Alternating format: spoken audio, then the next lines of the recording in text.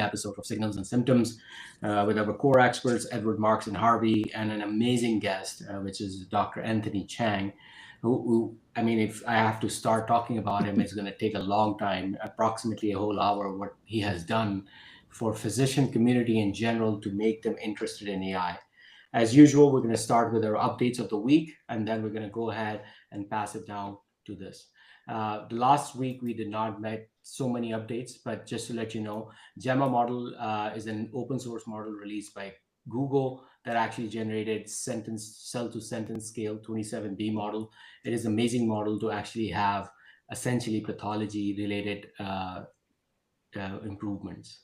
For those who are interested in entrepreneurship, I would recommend reading this article in which the AI healthcare startups needs positioning and distribution. And by the way, positioning, I'm just going to be very honest with you. Ed Marks actually helped me develop my GTM strategy, and he really needs to do how messaging and positioning needs to be done. If anyone needs help, please reach out to him, as he has helped me a lot. Generative AI cost in large language model example in revenue cycle. This is an amazing study that was recently published. I would recommend that how they have these examples, example codes, etc., data sets, and then you can actually figure out where LLM fits. We have talked about this before in previous episodes, in which how much cost it's going to take and is it really worth it. And I'm just going to be very honest with you. For example, I'm personally working on prior authorizations, but at the end of the day, is it really the effort at this scale? And once, of course, with the rise of other LLMs, we're going to see the cost decreasing over time. This is really very good. And this is, again, the topic of Harvey's favorite, digital twins. We're going to have Dr. Talia Baker coming next week. She's going to talk about how we are implementing this. Now, just to give you a little bit of background, modeling MLM prediction is true machine learning at the back end. LLMs were never as good at it, but this is a very fantastic example in which you could actually use LLM in forecasting, which is a little bit different problem that LLM solve. But more importantly, if you have a digital twin, we're going to have Supermicro coming in, who's going to talk about how private 5G and networking digital twins are going to come in. This is, again, I don't like to share political articles, etc., but it's good news for startups like us, in which they are trying to say that it is for health and tech giants. AI is not your cartel. Again, I think healthcare is always one of the best ways to invest in, and go for it. It is a longer cycle to get to profitability, but there is a lot of resiliency. And as you can know, there are so many 2-3 big EHRs, but there are 500 EHRs or so still surviving and doing great in terms of market reach. These two, relation of coronary artery disease and sensitivity of cardiac troponin, was an amazing article in terms of precision. AI quantified total plaque volume predicted MACE, whereas troponin level did not. This study supports the use of CCTA with AI-based plaque quantification. This is very important things that we want to generate over here, that how AI and multimodal AI in the future, both, I mean, I think troponin is important, but they should be combined into a multimodal AI for the future. Similar article, again, we're going to put it in our newsletter, and then you're going to go through this. This is a very important document summarization for conformal importance guarantees. When you're developing summaries, for example, AI chart summary for EHRs or SOAP note summaries, etc., this is a very good article to understand how to make sure that there's conformity in terms of outputs and ensuring that. So those who are inclined technically, please review this article for generating AI chart summaries. This is very important. Actually, I'm going to send it to you because when we are developing our, chronology of medical events and how it impacts, and we always think of chain of thought. This is what we call chain of influence. So once you have an ICU admission, how it influences your depression in the future. So this is very interesting way of actually weighting the back-end LLM model as we go along. So a very interesting read that you need to know. This is, again, a very technical article, but denoising is very hard. And I just wanted to make sure that you guys know about this. And this is very important. Think like a doctor. Harvey? an integral AI for ICU mortality prediction. And the idea is, again, remember we were talking about, I hate the word agentic and AI agent because it's just a freaking buzzword right now, but the workflow. And then the important thing is to understand in the terms of ICU physician, which I am, the workflow requirements actually is very important, and how we think and how make sure that model things accordingly is an approach. This is something that AI healthcare today and tomorrow. I think we're going to dedicate a full episode on this. This actually quantifies what different types of AI are there. As we talked about, clinical, as you know, Ed talks about direct to consumer, business operations, and hybrid. I think this is a fantastic article for you to review for that. Claude actually released agent skills. I am actually, to be honest with you, not so impressed by it. Harvey, did you have a chance to try it yet? No, I haven't, but I heard the same thing. Not many people are impressed with it. Yeah, not really particularly impressed, but I might do a small video and sort of review it. This is impressive. This is DeepSeek OCR. Everyone uses the word OCR as optical character recognition, but it is way more than that. Now, what they did was that, I don't know if you remember that there was another article approximately a year ago where they would use LLM through like a diffusion model in vision. So the idea was that, as you know, it goes word by word, but the vision and the generative image is very different. It's a diffusion model generation.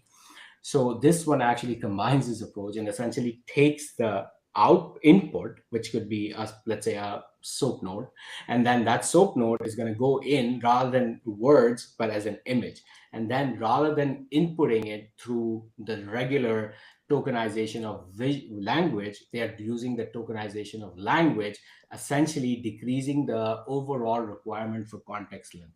Very interesting idea from DeepSeek. You guys need to definitely look on this for sure. We want to shout out to Ed's dad. I love seeing your post about it, Ed.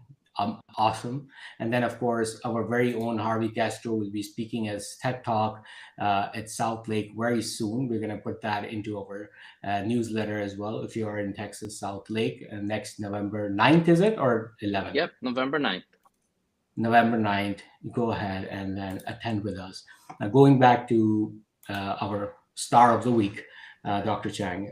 So just to give you, rather than going through this, and you can look at the LinkedIn page, I got interested in AI because I really thought that it is going to save the way lives of a lot of people. But he actually gave me a path.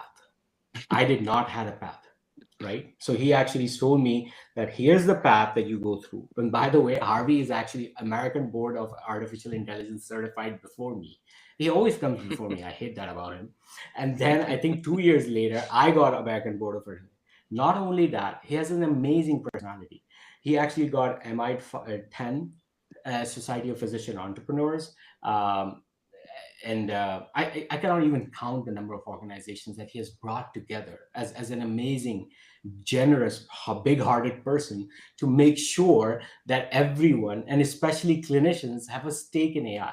Which is, I believe, I don't know why. Again, we talk about this all the time in our meetings as well. That we really need physicians to be stakeholders, and Dr. Chang has helped so many physicians. As a matter of fact, if you go through one of his education talks and everything. And not only that, he was kind enough to help two of my students to give a free ride to his courses, which was from low income countries, Pakistan, India, and Bangladesh. And I'm again extremely grateful to him to actually do this. And the whole talk today, I just want to make sure that you understand that he has put together one of the most amazing conferences that I believe that happens on this planet Earth for a physician. And this is called AI Med 25. And I am finally going to come, even when I'm on call. I'm going to take the call from the hotel room, but I'm going to end up actually just saying, hi to my mentor, my teacher, and my friend, Anthony Chang, and then this. So AI Med 2025 is truly a premiere. And this is not a bullshit. I'm telling you, I have been to his conferences before. It is insane. And the amount of people, the speakers that he's brought in, is amazing. Advent Health, NextMed Health, etc. President. It's truly fantastic event. And I understand I'm going to keep talking about clinician, and Ed is going to say, "You guys are like crazy." Where am I? I'm the board of this hospital. So we're going to go ahead, and everyone's invited, and everyone there actually contributes significantly. For further ado, I'm going to let Harvey reintroduce Anthony, and then talk about AI Med, and then we'll go from there. All right. Well, first of all, I want to say I'm honored to have him here. He's also a great mentor, friend. We've met, we talk and we text, and we geek out a lot on this AI Med, and really big picture is what can we do in humanity. So I'm really excited about this conference. I am gonna literally come from my TEDx stage, literally to get to San Diego, to get there, to be there. And unfortunately, I can only be there for a few hours, but I'm literally gonna fly all the way there from Dallas just to be there, because unfortunately I have to be in Miami. But I'm blessed to have met him. I know this sounds like we all are excited about him, but he is a true leader, and thought leadership and mentor and friend. So let's just jump right in. Before we start, Anthony, what do you want to tell us also about this amazing conference? Just to put it out there to everybody. Well, thank you so much, first of all, for the accolades. But I'm humbled by all of you because I'm just trying to convene and gather smart people to transform medicine, particularly clinicians. I don't want clinicians to be left out of any discussion for the future of medicine. It's ironic. I just got off the Zoom call with my publisher for the Journal of Intelligence-Based Medicine, and despite the challenges trying to create a publishing platform for particularly younger investigators from developing countries, are trying so hard to have a stake in AI in healthcare. And the good news is I'm able to convince my publishers to continue to give them an opportunity to publish. The world, even though I have a Harvard and Stanford background, ironically, I'm very much supportive of everyone else too, in terms of having, publishing opportunity. And AI in healthcare, Janae, is not about publishing in Lancet or having a publication in New England Journal. It's much more about bringing the AI capabilities as a resource to rural hospitals in the US, to developing countries around the world. And I'm a firm believer in that. I'm actually going to go back to China today to emphasize that. That's not about the elite institutions having a lot of publications. It's much more about transforming medicine around the world and global health with this resource that's amazing. So um, speaking of which, so education and global health, both things I know both of you believe in, are going to be a big part of the meeting AI Med this year. So the AI Med is going to have, it's been in existence for about 11, 12 years before AI got popular as a topic. And we are expecting over 1,000 people in San Diego with lots of breakout activities. So we let the registrants decide on what topics they want to hear about up to a month before the meeting. So we already have breakfast workshops on the hot topics. You can probably guess what they are: ambient intelligence, agentic AI, digital twins, all be represented. And then we also have, for the first time, a major presence from the chief AI officers. We have about, I think, close to 3 dozen chief AI officers coming. So they'll have a closing day Q&A from the audience, and but we'll also have several meetings throughout the meeting. So it's a very, very exciting meeting. Probably, I would say, arguably the best one yet, because of the diversity of speakers from all over the world. We have a company that's going to be nominated and win the Company of the Year. It's actually not from the U.S., so I'll keep you in suspense. And just amazing mix of clinician users, hospital administrators, investors, entrepreneurs. I think it's the most balanced in terms of attendees. It's not just C-suite executives, but also we're proud to have 150 abstracts that will be presented throughout the meeting. We have a Shark Tank event, and then an awards night to give people recognition that I think deserve a recognition. So a very, very exciting 3 days. And then we have the American Board of AI and Medicine, a short version of that course the day before, Janae, on the 9th of November, we'll have a special edition of the ABIM that's now reaching 3,000, 3,000 past attendees, including both of you. And I just got back from China giving an ABIM course there. And we're going to be heading into Canada, I'm happy to say, next year, as well as probably the UK. So we're now international, which I think is what clinicians really have needed, is some validation that they are at a certain level. Obviously, AI in health is way above even the certification levels, but at least it gives them a head start on their journey. Awesome. Awesome. Hey, I know you mentioned digital twins, and I'm going to start off with a question for digital twins. I know you're a pediatric cardiologist. I know you have two amazing young ladies, and I know that ties into your passion of He healthcare means AI. he means daughters, by the way, not girlfriends. Yeah. Yeah. Yes, two amazing Harvey gets daughters. us all in trouble. Yeah. No, but Anthony knows me well. I love his daughters. They're great children. So with the digital twin aspect of it, I'd love to hear your thoughts of digital twins. Yeah. As a pediatric cardiologist for 40 years now, incredibly, I'm leading the AI track at the World Congress of Pediatric Cardiology and Cardiac Surgery in Hong Kong coming up in December. And time after time at the World Congress, we're always grappling with the same challenges, right? What to do with this lesion, what to do with this situation. And I think, I bring in what Einstein used to say, which is, insanity is doing same things over and over and expecting different results. So I think we've reached insanity officially with all the registries and all the randomized control trials. We haven't been able to come up with answers.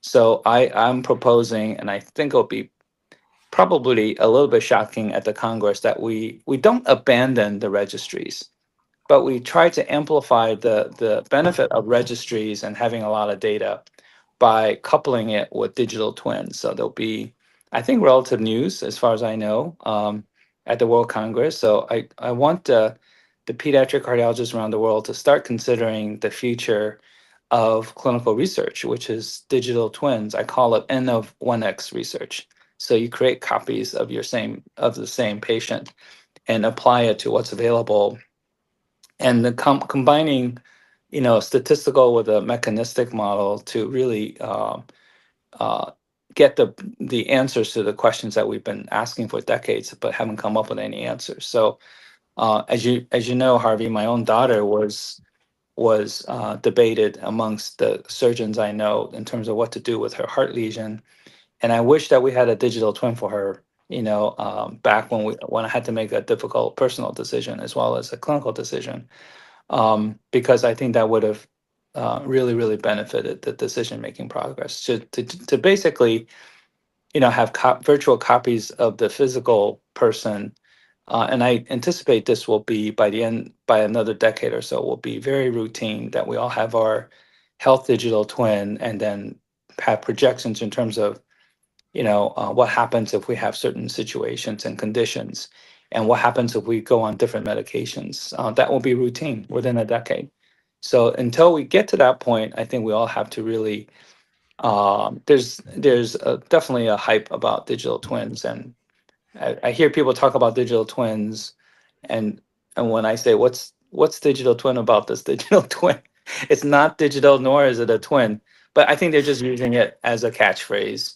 And Alfonso and I are actually working on digital twin. We know how hard it is, so it's not to be taken lightly as a convenient buzzword, but it's more of a philosophical change in how we look at clinical medicine, which I think I'm envious of the younger generation. They're going to have all of this at their fingertips. It's going to be truly exciting. Very well said. Again, just to remind people, audiences, do register. The link is in the description, and make sure that you select the topics while you're attending them.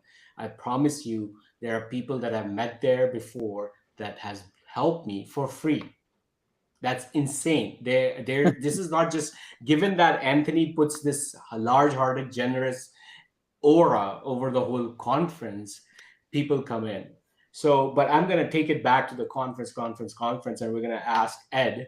So, Ed, using your GTM hat now and using your ICPs and form questions for Anthony that why should board directors or anyone should attend this conference, so that he can actually make sure that we have amazing engagement in that conference and we have amazing diversity which already exists, and hopefully 2026 will be bigger than 2025.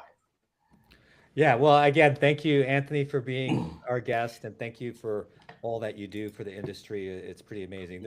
I think we're going to look back in a few years about a lot of pioneers like yourself, and obviously Junaid and Harvey and some others who have really been the catalyst to push things forward and to go from just kind of this side view, side experiment in some people's eyes to, man, this is really a game changer in transforming healthcare the way that we know it. Yeah, so I know I was taking notes already. I was like, why am I not going? So I encourage everyone to go. I'm thinking, I think I might actually be free one or two of those days. I might pull a Harvey and get there for maybe at least one day. But yeah, I've heard nothing but amazing things about it. So I really encourage everyone to attend, and I will be pushing it on my socials as well. But Junaid, I have a question for Anthony, if I can go there. So Anthony, I have a bias that, and I think we probably all share it, that this will truly is, already is disruptive and will continue to be disruptive. What about primary care specifically? So Yeah. We're seeing a lot of that now in the media. We all kind of know the cycle. The media picks up on things and they start putting articles in the New Yorker and stuff like that, how PCPs will be displaced and things like that. How do you see AI working for the consumer, for the patients, in the next 1 to 3 years? Like, how will it change the PCP relationship and the typical patient? Yeah, I think it's going to. I get this question a lot, as you can imagine, particularly from primary care physicians, and I think I'm so dedicated to their cause, and I think they have the hardest job right now. I just said this to a medical student yesterday. I saw a lot of patients yesterday. That it's some ways it's much easier to be a subspecialist like me. I'm a pediatric cardiologist. I have a portfolio of tools at my disposal to use for patients to make a diagnosis. And fortunately, most of the time when I get a referral from a primary care physician, the patient actually doesn't have true cardiac disease, but 1 out of 5, 1 out of 10 might have something. So, but their job is much harder, right? They have to be on the screening side, and they might see 20, 30 patients a day, but 1 or 2 of those patients might have something real, and they can't afford to miss those. Yeah. So my job as a subspecialist is to hopefully extend my expertise to them so that they can have tools, AI tools that will make them better diagnosticians, in terms of looking at EKGs and looking at basic studies and thinking about patients with chest pain, so that they get a reduction of their stress in terms of not missing certain patients with certain diagnoses. So that's already in existence. We just have to bring it into adoption. Yeah. I'm actually so focused and so dedicated to primary care doctors. I'm finishing a book on AI for primary care that I'm fortunate to have a lot of co-authors on. So you're absolutely right. It's one thing to talk about digital twins for cardiac patients, but another thing to talk about how do we help the average clinician, especially in rural Yeah. parts of the U.S. and developing countries, they don't have ready access to a pediatric cardiologist. So we have to be able to extend that level of expertise to them today, not like 5 to 10 years from now. So I agree that there's a sense of urgency about how Gen AI and ambient AI can really be a big part of the primary care physician's future. And mainly, I think agentic AI would be what I focus on. I just gave a few talks in China, and they have even higher volume than we have. They told me the average primary care doctor, I know this is hard to believe, but I've seen clinicians in the clinic to really believe this. They see on a given day, a doctor here, it's a busy day if you see 25 to 40 patients. For them, a busy day is 50 to 100. So the volume is double or triple, and they are already deploying agentic AI in the sense of having easy tools to work with to really, really help them execute, preliminary follow-up plans and things like that. So in a way, it's really good for us to travel and see how AI in health is practiced in other countries, because we can take their strengths and try to perhaps leverage those strengths in our own country, right? So I see DeepSeek is involved, and other big companies are involved, and they have the advantage that AI in health for them, Ed, comes from the top, comes from the chairman himself, as opposed to here where we have to struggle with 50 states and 50 ways of doing something, and adoption really struggles when it's this fragmented. On the other hand, we have very, very savvy technology and world-class technology, so we just have to educate our society as well as clinicians. We're still behind in terms of societal adoption. In China, is like 86% of the public is in favor of AI, where, as you know, in US and Canada is about 39 to 40%. So we're not necessarily behind, but we need to have perhaps more education just to reassure people this is not what they might think it is. So, and what I'm proud to say is that the nursing sector has really come along in the last year. So we need not just physicians but nurses and other support personnel to be real believers in using AI to help their work. Yeah, thank you. I just want to state again, at AI Med and SOAP and M10, everything, if you go into the conferences, you're going to see people taking the course, which is ABIM, technically is a board and American, but you'll see that the amazing breadth of people who are coming into these courses and understanding them.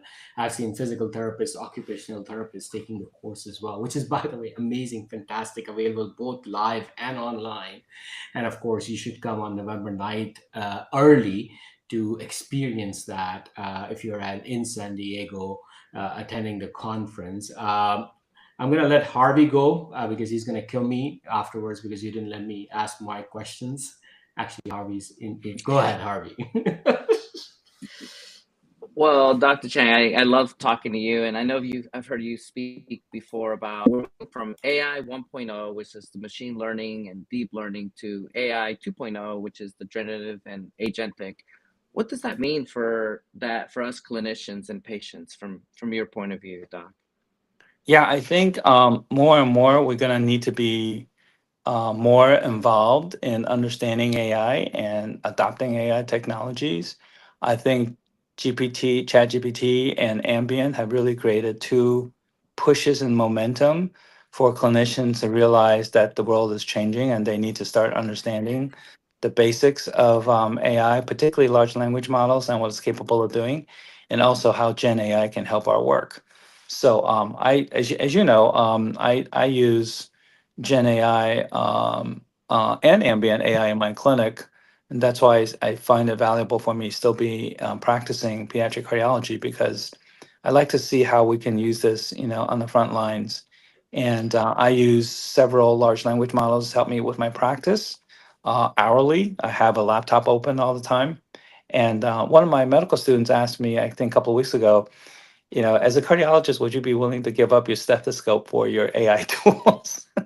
And I said, well, I like both, but yeah, in certain patients, I think I can forego the stethoscope. I'd be willing to just have my AI tool. But I think it's the best of both worlds, right? You have the stethoscope, which I think is the best technology ever because it's a universal symbol of I'm here to help you. And why not have both, the stethoscope and the AI tool, so that you have the best of both worlds. But I think this physician that practices without any AI tools will be very much outnumbered in the very near future, because a lot of my colleagues are starting to see what I'm doing in the clinic and say, hey, even though I'm board certified as a pediatrician, I don't practice general pediatrics every day. And by using the AI tool, it makes me a better pediatrician dealing with non-cardiac issues that I sometimes find myself in. So I think it really ups the game of every clinician. And I think soon, before the end of the decade, I think we'll have medical legal sticks that will have some consequences for clinicians that could have used an AI tool and decided that non-use of AI was their strategy, and be called out on those things. So I think hopefully we won't experience the sticks as much as we leverage the carrots of AI and try to use it to our advantage. Yeah, I want to jump in and say I think that patients will be forcing that as well because I Yeah, wouldn't go to a physician that did not use AI. yeah, I mean, I've always been wired that way. I always want to know that my clinician is, getting trained in the latest and greatest, whatever the technology might be. And for sure, AI. If they're not adopters using AI, I'm going somewhere else. And I think that's yeah, going to be a screening thing that happens in the yeah. future. No, that's a good point, Ed, because right now our in the US, our society is mixed. There's some patients like you that say, you know what, why not use the best of technology to help me and my family? And then there are other patients that say the opposite, I wouldn't want to trust a doctor who uses AI. Literally will say that. And then there are even clinicians, as you saw in the recent paper, that this is kind of funny to me, that clinicians look at clinicians who use AI less favorably. I don't know if you saw that paper out of, I think it was Nature. But you know what? Ironically, I looked at the data science for that paper. It was actually pretty flawed. So, so it's like a paper about data science didn't practice good data science. Just like the paper that said, Ed, you may have seen the study, the Danish study that said endoscopists who use AI were de-skilled after a period, right? But that whole study was flawed for a number of reasons. So I think if you're doing an AI data science paper, you ought to practice data science in a good way. So, but that paper was quoted all over the world actually as a reason not to use AI, and I just find that really troubling that a paper about AI didn't even use good data science. So, so we have to be careful about what we see in the media because something negative about AI in healthcare is definitely better clickbait than something that we accomplish. But I think 5 to 10 years from now, we'll look back and say, wow, we vastly under leveraged AI. And back in 2025, we were talking about AI in the context of ambient scribes. It's so primitive. I think it's a stretch almost to think that it's AI, but because I think we're still vastly under leveraging the capabilities. And I just want to add it. The stethoscope and AI can be used together, and I talk about it all the time. Why not augment our senses with AI? So the stethoscope is a great example. This feed that's coming through right now, our voice can determine if we're pre-diabetic. I mean, there's just all this tools that we need to use. And I just want to, I get this question a lot, and I'd love to see what you think. What is your opinion? What are the biggest barriers to AI adoption right now in healthcare, Doc? I think clinician awareness and education and expectation and understanding. I think I always half jokingly say, um, the human factor is what gets in the way, but also what will get things done in AI and healthcare. Ironically, something that's technological is going to require humans. One of the things, one of the comments I made in China was there are 26 Chinese astronauts, and most of them are engineers. There are not 26 clinicians who can speak data science that I can find in China. And I was not in a small city, I was in Beijing. And I asked the big audience, how many of you consider yourself clinicians with an AI education or data science backgrounds? And not one hand went up. And so I think, it's just the lack of education and awareness, as well as, a sense of what's possible and what we should look out for. And I think there's perhaps excessive fear about it too, because, agentic AI, as you know, it's sort of autonomous. And that word autonomous scares a lot of people, understandably, but also we need to get over the fear of something. And when Jesse Ehrenfeld, as you know, the past president of the AMA, asked me at an AMA meeting, it was a kind of a fireside chat situation. And he said, "What keeps you up at night?" And I said, "It's actually not what you think. It's not AI going crazy. It's us not using AI. The non-use of AI is what keeps me up at night. Because if you think about, I recently had to deal with a relative with a complex medical situation. Fortunately, I'm an insider. I can navigate the system, but I can't imagine someone who's not an insider in healthcare trying to navigate our healthcare system in the US. And it's just as bad in China. It's not better in other countries. So I think the non-use of AI is what keeps me up at night and what worries me. So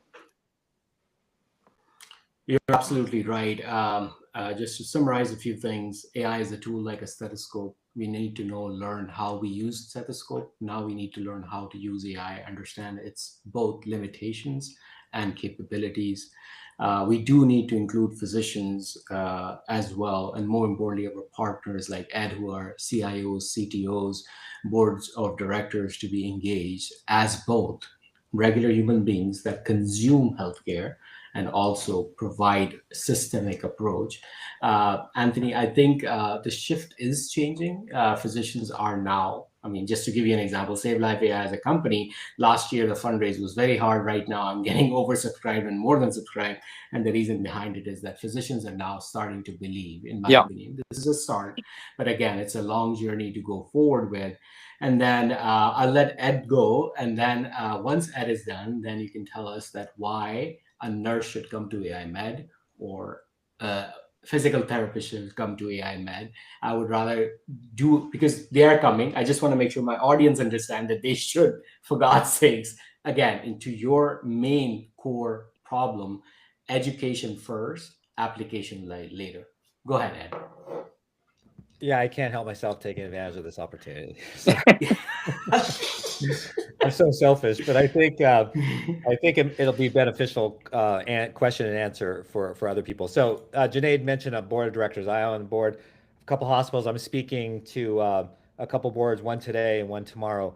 What would you tell a board, like generically, like they're coming at this, they know a little bit about AI, they're the average consumer, um, and they're wondering, how do we propel our organization, our academic medical center? How do we propel forward as from a board point of view? So what would the message that you would give to a board of directors that's not, again, they have average understanding of AI, and they know we need to pursue, but they're very cautious. So what would be maybe one or two things you'd tell them?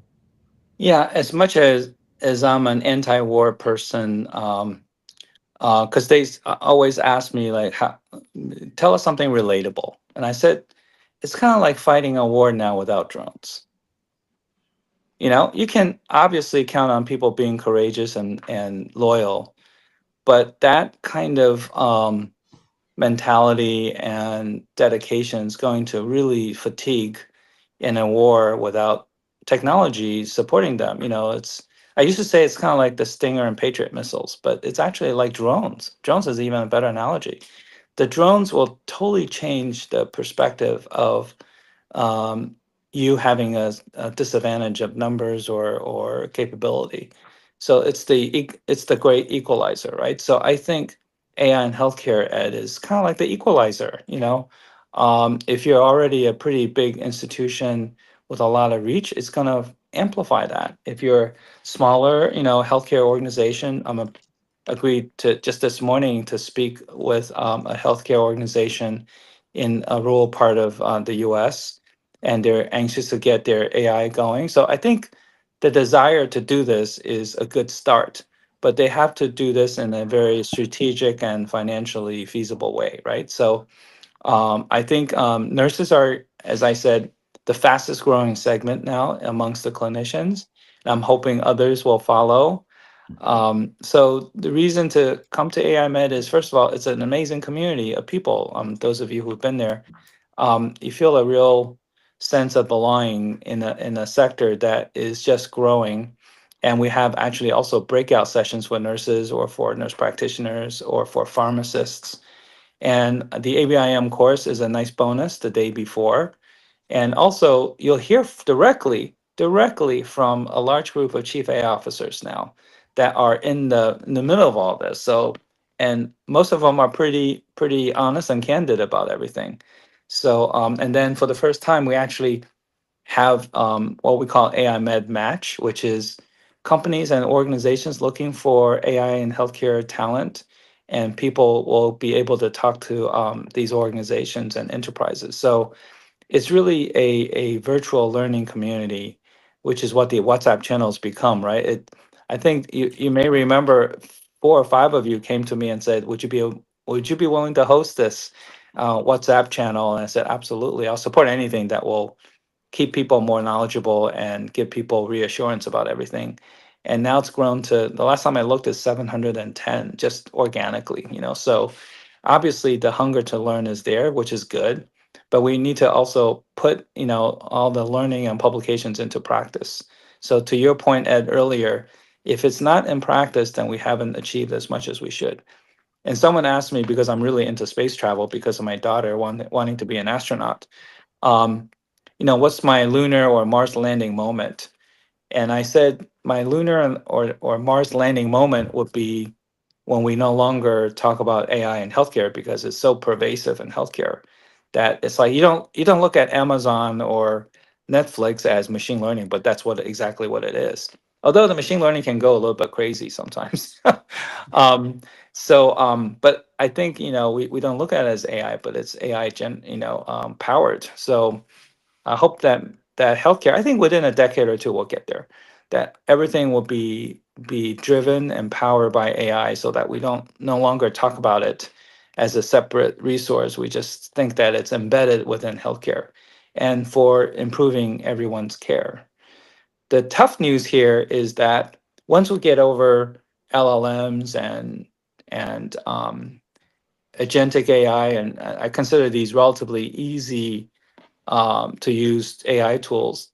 The hard part is coming. The hard part is the digital twins. The hard part is the deep reinforcement learning. The hard part is the cognitive architectures of decision support systems.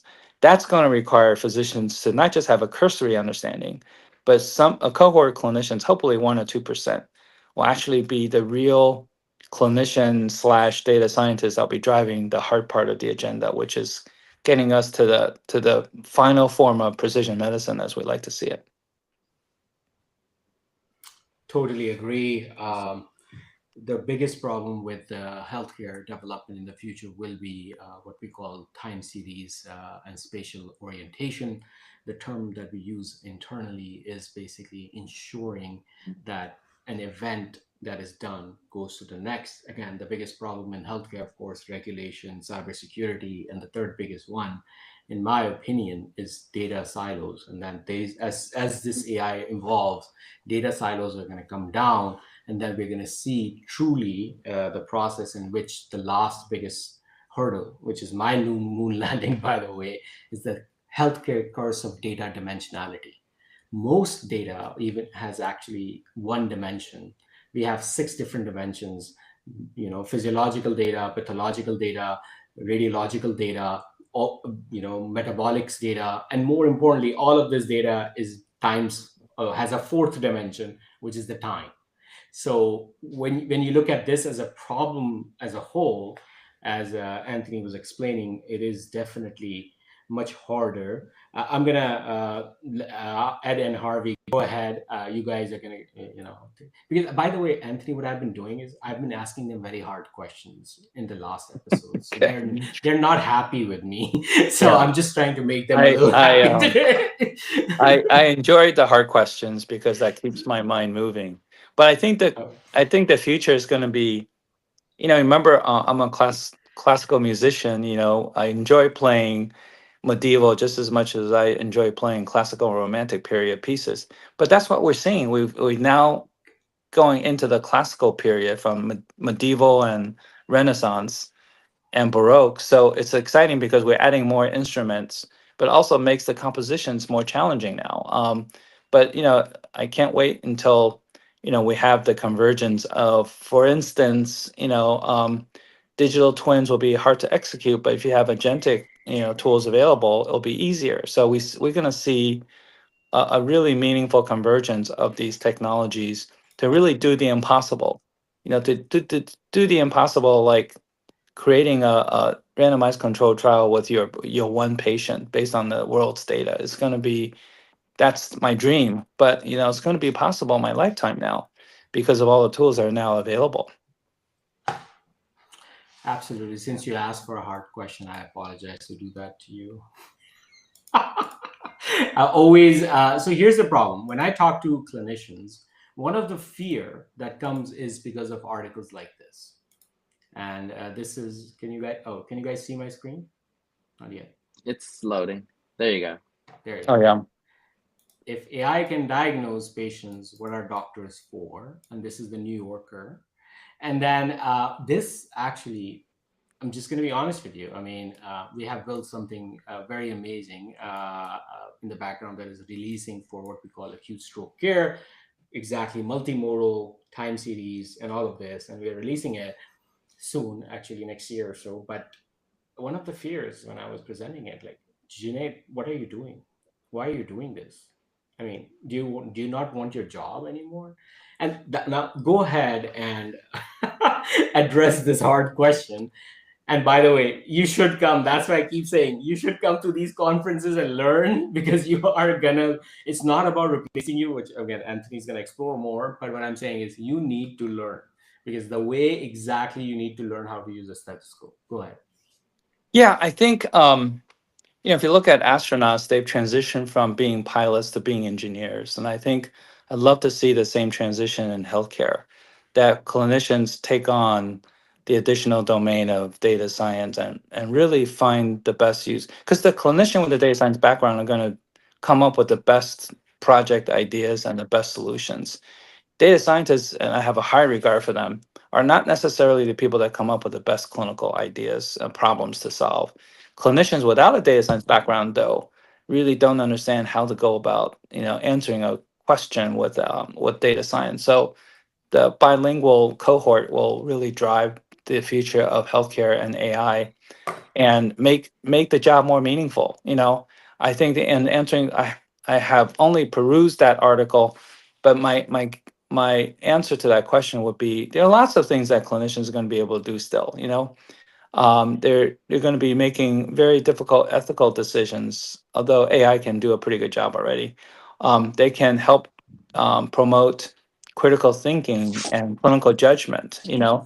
I'll give an example of AI, how AI is not working. I just came back from China, and my colleague that was decided to go later than I did, um, with the same hotel.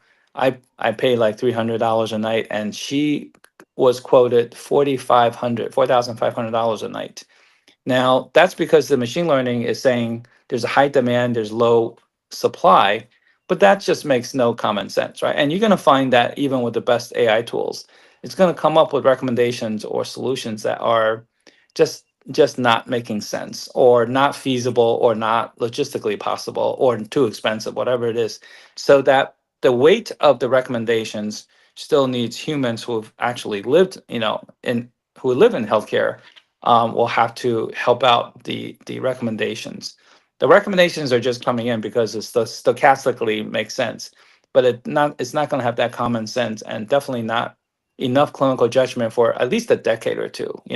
It's going to learn to have more and more better clinical judgment because it's going to learn from us. And then after someone said, what's for clinicians after that? Well, I think after that we may have to get used to just working 3 or 4 hours a day instead of 8 hours or 9 hours like I did Monday. So we may have to find meaning in other areas, and it's not a bad thing. I love working and seeing patients, but I have to say 70-80% of my time doing things that I did on Monday when I saw 25 patients could have been done by AI, very easily. It's more of the social interaction that I value, and that can be done, much much faster in a much shorter amount of time. So we may have to get used to a different working ethic altogether, which is not necessarily a bad thing, and spend more time with our families and find meanings in other things we do, creative things that we might want to do. I have lots of things I want to write, and that's the other thing is, when you write, I think there's still a big place for original thinking and writing. Too many people are using AI tools to help them write things. I use AI tools to help me do things that really don't require a lot of creativity, like putting together a curriculum for a master's program. I don't need to do that for every bit of it. I prompt it so that it gives me a good idea and I fine edit it.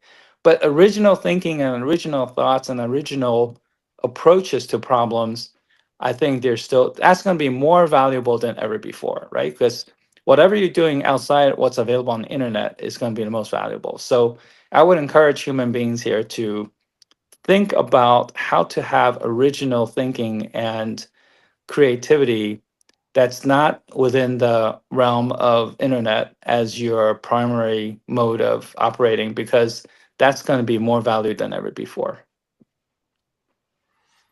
So true. Right. One last question, and then I'm going to close. Harvey or Edward? Sure. All right, no pressure. I'll jump in just because Anthony has shared this with me. So you have mentioned that I'll just go in. Let me start again the question. Had you not become a pediatric cardiologist, I have heard you said that you've been inspired, secret agent like James Bond, like Sherlock Holmes. How do these interests in espionage and intellectual puzzle influence your approach to AI? Oh, it's huge, Harvey. Because I love solving puzzles, and I think AI in health is in some ways a nice puzzle because you have to figure out how to best use AI and how to solve a problem, and you have solutions. Obviously, there are differences too, but yeah, I think it's interesting that we use the word intelligence differently in espionage versus artificial intelligence. But I think artificial intelligence is in a way a misnomer, right? It's really human engendered computational intelligence, which is pretty amazing that we came up with that. But I am a little mildly concerned that in the hands of bad actors, including in healthcare, that we may suffer some consequences. So I do worry about that. But I worry about the non-use more than the abuse of AI in healthcare. So hopefully, but I think humans got this. We'll get ourselves educated and move forward and improve healthcare to the point where the practitioners of healthcare can have an easier lifestyle and patients will have more benefit, and that we have not a utopian future, but at least a better future. I look at my two daughters who are 10 and 12, and we really have to be accountable and responsible, for their future. We've already done not such a great job. My daughter half-kiddingly said to me, Dad, maybe grown-ups should consider using AI and children to run the world rather than just have have grown-ups run the world. And I say, you know what? We're not doing such a great job. So maybe you're right that children with AI can actually do a better job. And I can't argue against that, because every evidence tells me that that is a good combination. Children with their idealism and willingness to be together and without a lot of emotional content, and AI could probably do a better job than grown-ups. So that was a very telling question to me. That children are saying, the grown-ups, are need to do better, and I think we do need to do better. So that's what inspires me, Harvey, when I look at my kids is that we need to leave a really, really good platform for them for the future. Awesome. So true. I mean, again, as usual, amazing conversation with our friend and everyone. I really, really appreciate it. Again, I just want to make sure that you do understand that American Board of Artificial Intelligence Medicine is an amazing course. And you can join great faculty and great cohort, including Harvey and me and everyone. And it is not only for physicians. I apologize. The screen share is a little problematic right now, and I do encourage everyone to come to this amazing conference, meet the great people that are going to be there, and then of course they have a amazing breakfast workshop, subspecialty breakouts, modules, speakers, advisory groups, as he has suggested, and it is for everyone who is connected with healthcare and artificial intelligence. Again, extremely grateful to my experts as usual. We're going to do this every Wednesday at 8 in the morning, and then the recordings comes on Tuesday. You should join us live. And again, Anthony, Dr. Chang, I'm extremely grateful that you came. One more offer, last offer. Whatever company you choose in your awards, we as an added advantage, will host them on this podcast to show off their solution. Okay, good deal. No, I think you'll like I think you'll really like the choice. So Awesome. Thank you so much. bye, Have a nice day. everyone. See you next week. Bye.